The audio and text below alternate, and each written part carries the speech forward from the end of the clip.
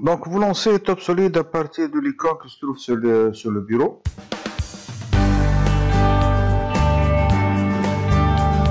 Par la suite, donc, vous chargez le modèle de la pièce.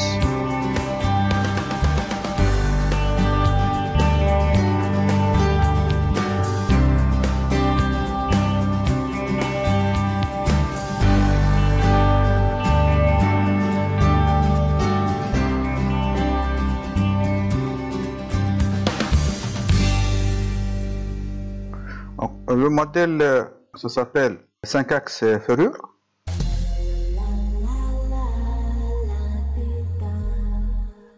Une fois le modèle chargé, donc on peut le manipuler donc en appuyant sur CTRL plus le bouton de gauche de la souris.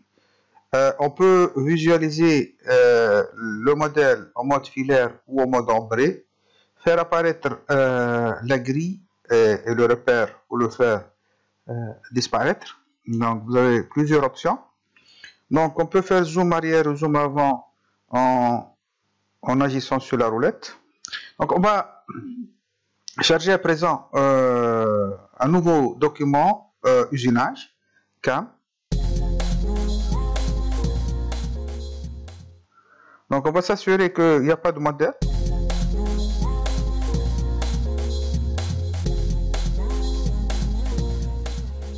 On passe en mosaïque verticale pour voir le document.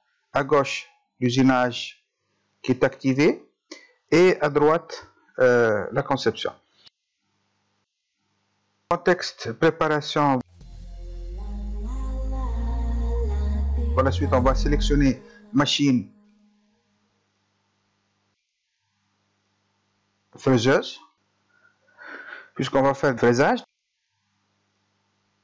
On va sélectionner la Cincinnati Sabre 750, qui est une machine verticale, 3 axes.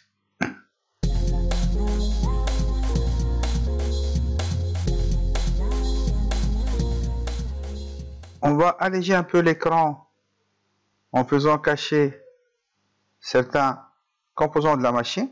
Donc on va vers niveau, niveau 0, donc on va cacher tous les autres composants sauf la table X, puisqu'on va placer la pièce sur la table. Donc toujours dans le contexte préparation, on va donc positionner la pièce. Donc pièce, positionnement, et on va sélectionner repère sur repère. La pièce à positionner, c'est le modèle. Et le repère origine, donc on va le faire apparaître en cliquant sur, en rendant la vue, donc le mode filaire. Et donc le repère, c'est le repère. Le repère, c'est le repère qui se trouve, c'est le repère supérieur, le repère de la grille. On va le laisser tel qu'il est. On va le placer sur le repère en jaune. Et la pièce, elle est importée directement dans le document usinage. Plein écran, donc le document usinage.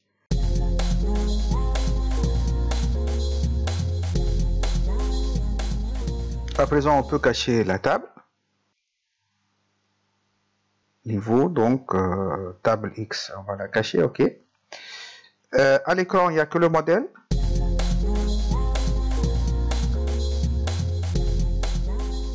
Donc on va vers pièce brute, création d'un brut. Et là, on va faire un brut englobant le modèle. On va sélectionner d'abord la matière. Donc c'est l'aluminium. On va laisser uniquement 1 mm sur l'axe Z+.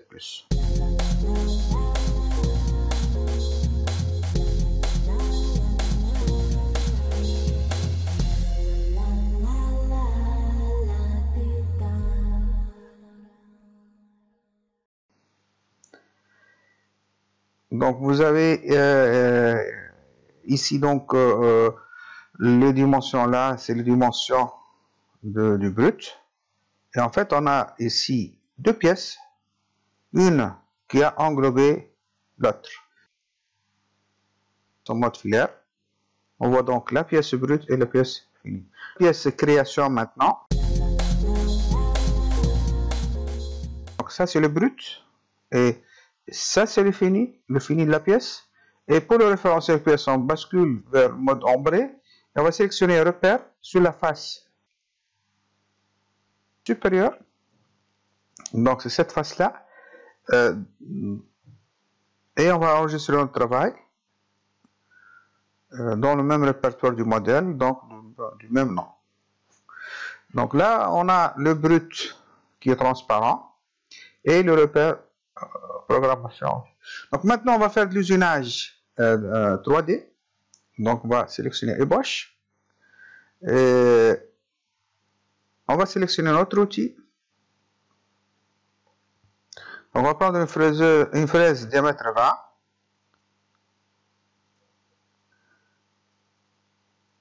OK.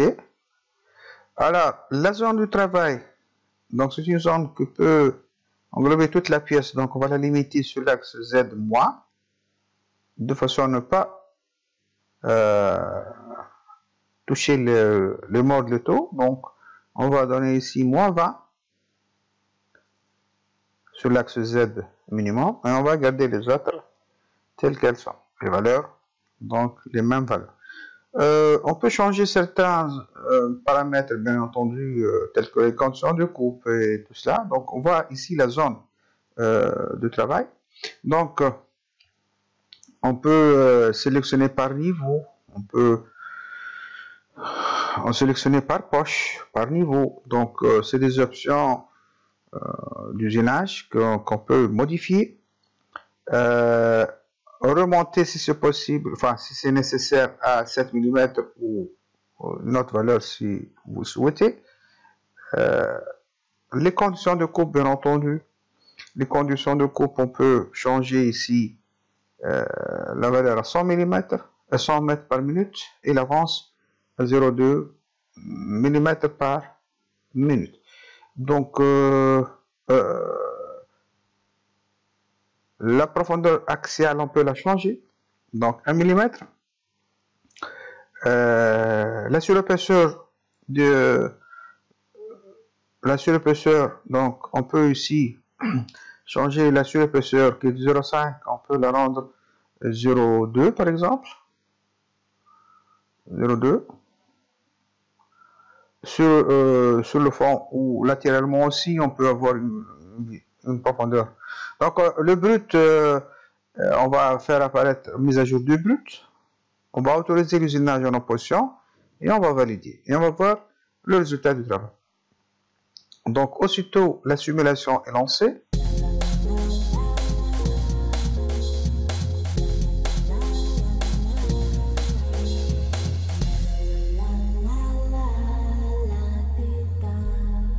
Là, on va changer certains paramètres, donc échappe, puis gestion des opérations, configuration. On va sélectionner outil ombré et enlèvement de matière. OK. On va relancer la simulation. Simulation par le bouton de droite, le contextuel. Donc là, on va voir l'outil en action. Les trajectoires d'outils sont basées sur la pièce brute et la pièce finie et l'origine programme. Donc on voit selon l'algorithme de trajectoire, on peut avancer un peu. Donc on peut augmenter la vitesse de simulation ici par le bouton plus du clavier ou moins pour diminuer. Donc, comme vous voyez ici, avec le diamètre 20, certains détails de la pièce, on ne peut pas les usiner avec ce diamètre-là. Comme c'est une ébauche, on peut faire d'autres ébauches avec d'autres paramètres, avec d'autres outils, bien entendu. Le nombre d'ébauches peut varier selon le besoin.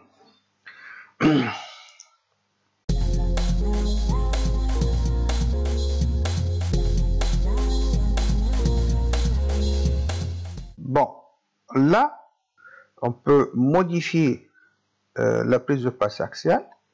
On va la rendre 2 mm. C'est pour favoriser le copeau, donc le maximum de prise de passe. Donc voilà le résultat. On va maintenant copier CTRL-C, CTRL-V, donc CTRL-C, CTRL-V. Voilà, donc cette opération hérite de la précédente, donc on va changer tout simplement, elle hérite de même propriété, on va changer uniquement 1 mm ici, et on va garder les autres paramètres tels qu'ils sont. Donc là, on a deux opérations, on va copier encore une fois, et maintenant on va changer d'outil, et on va prendre une fraise de taille de diamètre 8 pour aller dans le coin qu'on n'a pas pu usionner. La profondeur de passe, enfin axiale, on va passer à 0,5 et la surépaisseur latérale et la surépaisseur de fond, on va passer à 0,1 puisqu'on va utiliser par la suite les stratégies d'usinage de finition. À présent, on va voir le résultat final.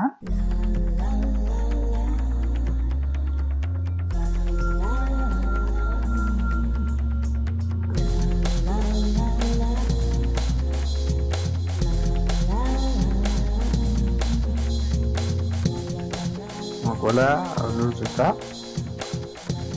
N'oublions pas que c'est une ébauche. Donc on converge vers la pièce finie, mais on n'a pas encore atteint la forme de la pièce, de la forme finie.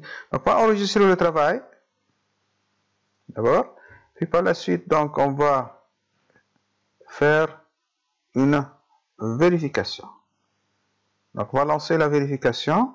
Donc première ébauche avec l'outil diamètre 20, prise de passe axiale 2 mm, par la suite 1 mm, puis on va continuer avec une fraise de diamètre 8. Et bien voilà donc le résultat.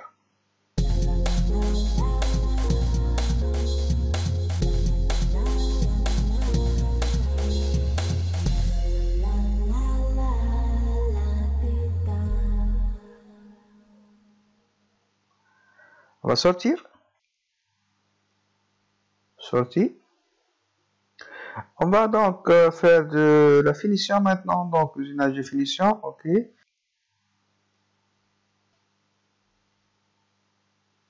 On va limiter la zone comme tout à l'heure, zone de travail, donc on va prendre ici moins 20.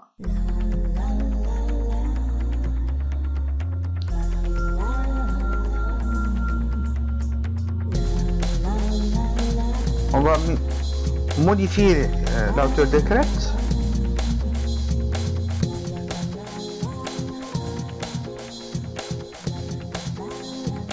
Bien sûr, si on modifie les crêtes, le pas en Z sera modifié aussi. La vitesse de coupe, on va modifier la vitesse et l'avance. Le logiciel, bien entendu, il s'appuie sur la matière et l'outil pour choisir, pour proposer ces valeurs-là. Mais nous, on peut le changer.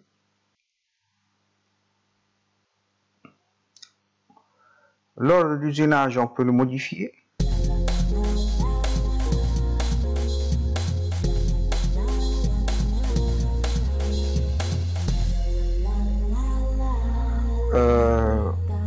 Là, donc, on peut modifier tout ce qu'on veut, donc d'après le besoin enfin, selon le besoin de l'opération.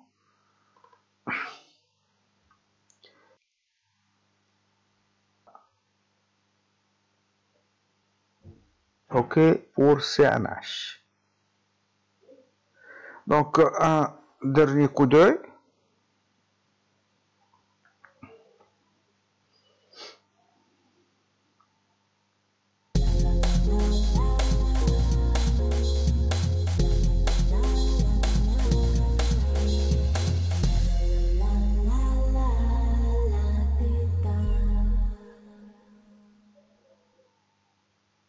Voilà, donc, vous remarquez ici qu'on a oublié de changer l'outil hémisphérique, fraise hémisphérique. Donc, on va arrêter la simulation par échappe.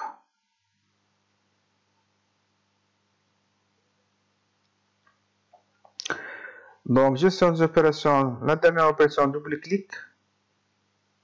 Et on va changer notre outil. Et on va sélectionner fraise hémisphérique. Et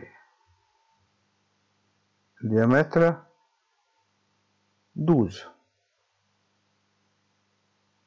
OK.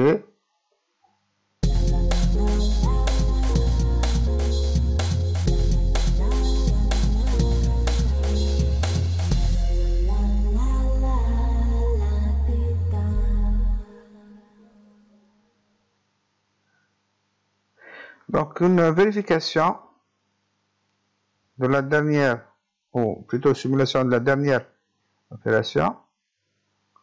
Donc voilà, donc on a un outil hémisphérique.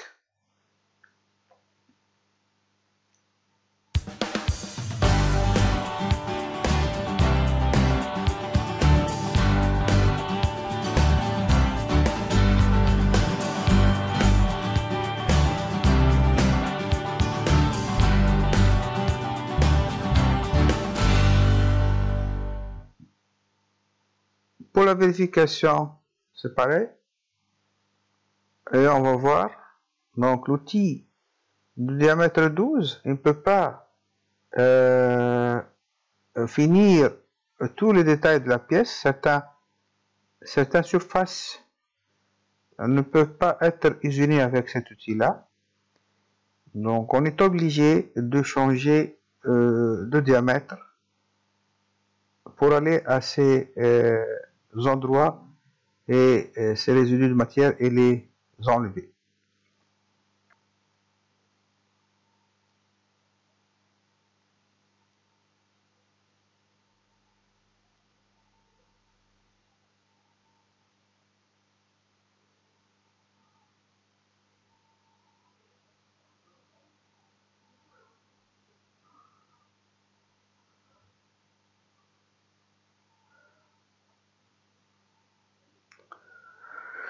Donc on va sortir de là, on va modifier le diamètre de l'outil et on va sélectionner un diamètre de 8.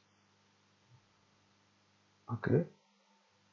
Sortir et réexécuter pour tenir compte de ce nouveau diamètre. Et on va copier-coller pour modifier cette stratégie. Et maintenant, on va prendre l'usinage par plan parallèle, EPP, et on va limiter la profondeur en Z, changer comme tout à l'heure les conditions de coupe,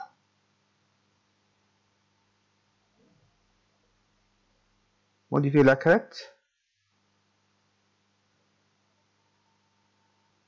Maintenant, on va modifier le pas, donc la crête sera automatiquement modifiée.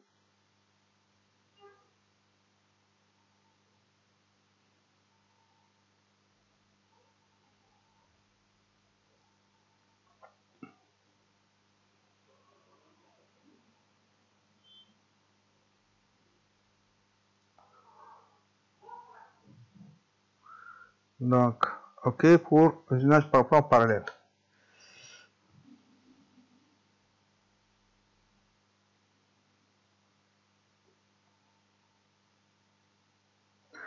Donc, voilà, maintenant, avec cet outil-là, on va faire du balayage.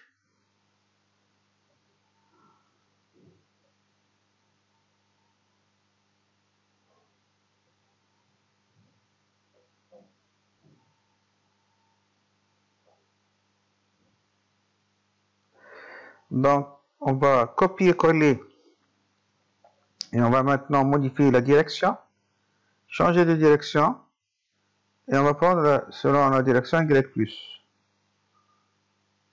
direction de balayage. OK. Donc, en fait, on fait un balayage croisé pour casser les crêtes. Voilà. Donc on va lancer la vérification des deux dernières opérations. Donc comme vous le remarquez donc certainement qu'on ne peut pas faire tous les détails de la pièce, puisque la limite sur l'axe X et l'axe Y ne permet pas à l'outil d'usiner toute la partie inclinée ou la pente. Pour ce faire, donc il faut élargir un peu la zone en X et en Y. Donc c'est ce qu'on va faire maintenant.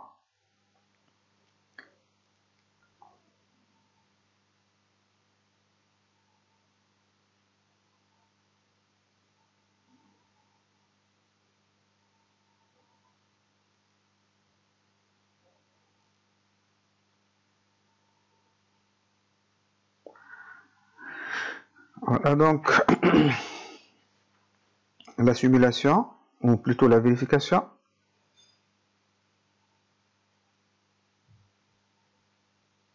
Donc on va modifier la zone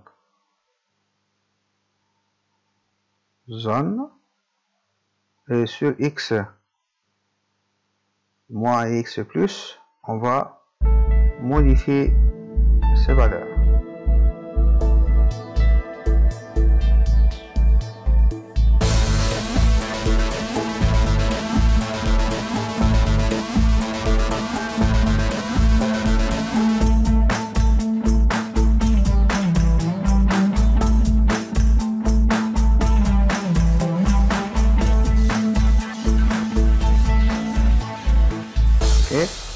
Donc, et la deuxième opération, enfin l'avant-dernière opération, on va aussi modifier ces paramètres.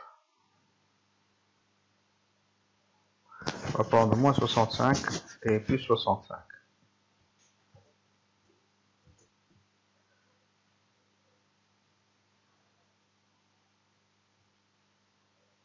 Moins 60 sur Y, plus 60 sur Y. Ben voilà. Si on lance la vérification, on va voir que on peut commencer déjà sur toute la pente.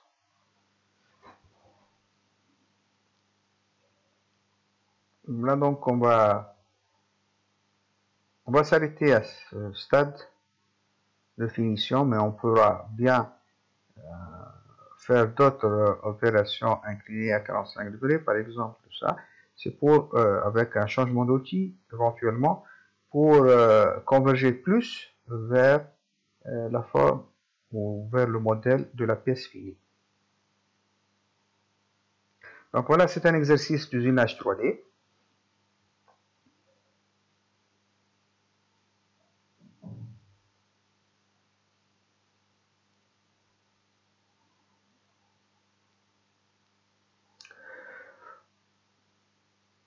Voilà, donc maintenant, on va générer le code G.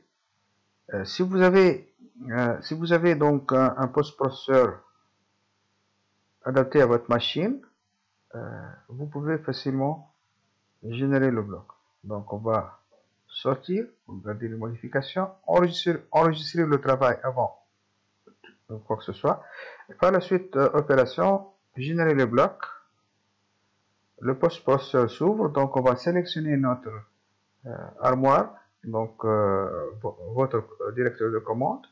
Donc ici c'est Base Tiger, donc vous enregistrez le code G dans le répertoire de l'usinage, enfin, du modèle. Puisque c'est un usinage 3D, le programme est relativement long. C'est l'ordre de quelques milliers de lignes. C'est tout à fait logique parce que toutes les trajectoires sont en fait des petits segments. Tout dépend de la précision, enfin de la tolérance que vous avez adoptée, tout dépend des crêtes, des hauteurs des crêtes, tout ça. Donc voilà, c'est un programme relativement lent, mais en tout cas c'est un programme qui est exécutable sur une machine à commande numérique. Voilà.